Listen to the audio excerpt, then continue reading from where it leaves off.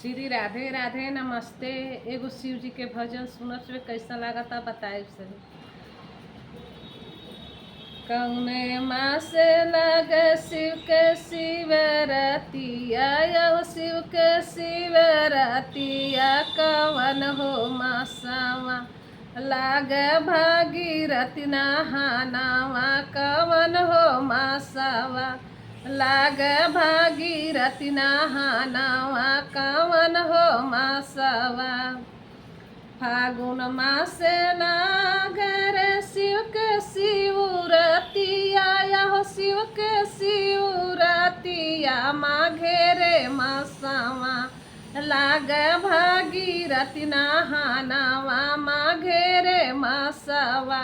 लाग भागीरथी नहानावा माघे के मासावा हमरो ससुर न हो हमरो ससुर जाए हो नहीं दे न शिव के शिवरात्रि पूजे के हमरो ससुर न हो हमरो ससुर जाए हो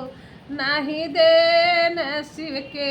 शिवरात्रि पूजे के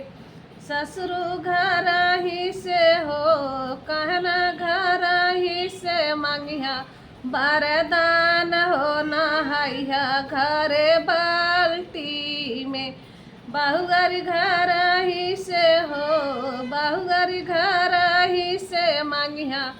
बरदान हो नहाइया तू बाल्टी से बहुअर घर ही से हो बहुअर घर ही से मंगिया